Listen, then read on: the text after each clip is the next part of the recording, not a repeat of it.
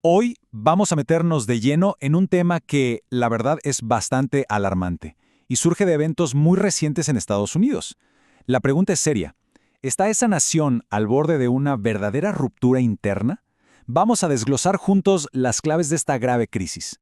Y bueno, la pregunta central que plantea el análisis es esta, y es impactante. ¿La nación más poderosa del mundo está realmente al borde de un conflicto civil? Suena una locura, ¿no? Pero los eventos que estamos viendo nos obligan a considerar esta posibilidad muy en serio. Y ojo, que no estamos hablando de algo teórico, ¿eh? Para nada. Esta preocupación se basa en escenas muy reales, como la que describe esta cita.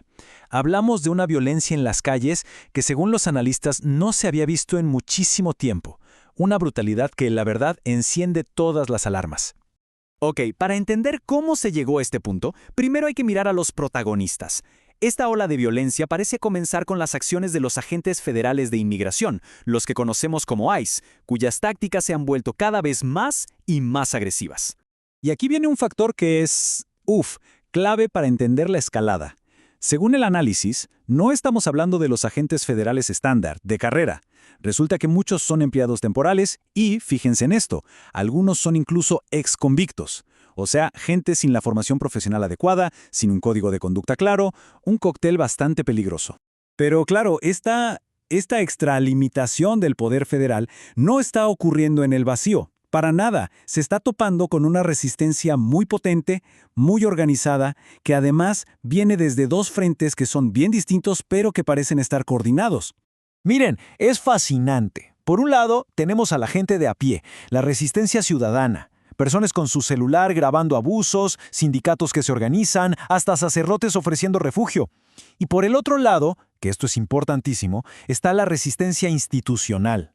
Hablamos de estados enteros demandando al gobierno federal, jefes de policía diciendo no cuenten conmigo y gobernadores que incluso preparan a sus propias fuerzas.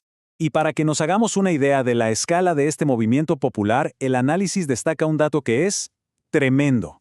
En un solo fin de semana, uno solo, se registraron 1,000 manifestaciones en todo el país en contra de estas acciones. 1,000. Es una barbaridad.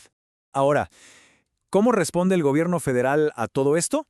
Pues, en lugar de verlo como una protesta legítima, el análisis sugiere que se está siguiendo una estrategia política muy específica, casi como un manual, para escalar todavía más el conflicto. O sea, en lugar de buscar el diálogo, la narrativa oficial que vemos en voces como la de Kristi Noem, simplemente redefine la protesta. A la gente que se manifiesta se le empieza a etiquetar como terroristas domésticos. Y claro, al llamarlos así, se justifica usar una mano mucho más dura. Y esa mano dura tiene una herramienta legal que da bastante miedo: la ley de insurrección. Básicamente, esta es una ley que le permite al presidente, ni más ni menos, que usar al ejército dentro de su propio país. Una posibilidad que, según los análisis, la administración ha insinuado varias veces. Y aquí está el verdadero peligro. Invocar esta ley podría llevar a una confrontación directa entre el ejército federal y las guardias estatales. Imagínense eso. Con un poder judicial que probablemente no intervendría, el riesgo de que todo se salga de control es altísimo. Por eso los gobernadores han andado con pies de plomo, con tanto cuidado. Bien, pero ¿qué hay detrás de todo esto? ¿Qué lo motiva? El análisis va más allá de la política y apunta a 3 motores fundamentales: el beneficio económico, la consolidación del poder y sí, un racismo muy profundo. Y fíjense que la idea de la corrupción no viene solo de un lado del espectro político. Comentaristas de derecha como David Frum, a quien citan en el análisis, afirman sin rodeos que para ellos la única explicación lógica detrás de muchas decisiones de la administración es, simple y llanamente, la corrupción. De hecho, en el análisis se describe un mecanismo que funcionaría más o menos así. Primero, se hace un anuncio político, por ejemplo, sobre Venezuela. Segundo, ese anuncio impacta a los mercados, como los futuros del petróleo. Tercero, especuladores con información privilegiada, pues ganan muchísimo dinero. Y así se crea un ciclo que vincula las decisiones políticas con resultados económicos muy concretos. Pero no todo es dinero. Junto a eso, el análisis identifica un motor ideológico que es clave: apelar a un sector de la población con un racismo muy arraigado. Esta base de apoyo, que es muy leal, se moviliza y se consolida precisamente a través de la persecución a los migrantes.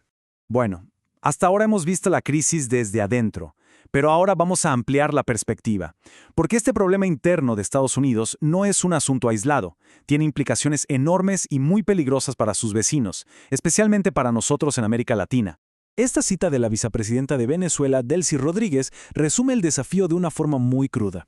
Desde su perspectiva, las naciones vecinas no están tratando con un actor predecible, sino con una potencia nuclear que, según ella, no actúa de forma racional y está liderada por una figura con la integridad moral comprometida. Un panorama complicadísimo. Y en este contexto, México tiene que caminar por una cuerda floja diplomática. Tiene que hacer malabares para mantener una buena relación con su vecino neurótico, usar la interdependencia económica como una defensa, combatir las narrativas falsas y, algo crucial, intentar revivir su papel histórico como mediador en la región. Y ese papel de mediador es especialmente vital en un punto de tensión que no para de crecer: las relaciones entre Estados Unidos y Cuba. Según el análisis, México se está posicionando para intentar desactivar lo que podría convertirse en una verdadera tragedia continental. Y esta tabla deja claro por qué esto es tan importante. Para México, la estabilidad de Cuba no es un asunto lejano. Un colapso en la isla significaría una nueva crisis migratoria masiva, la apertura de nuevas rutas de narcotráfico y una desestabilización que podría afectar a toda la región. Y así cerramos, con esta pregunta que queda en el aire. Con un panorama político en Estados Unidos tan volátil y con tensiones que escalan tan rápido, la gran interrogante es si los esfuerzos diplomáticos, como los que intenta México, serán suficientes para evitar que una crisis interna se desborde y termine arrastrando a todo el continente. Una pregunta que, sin duda, nos deja pensando.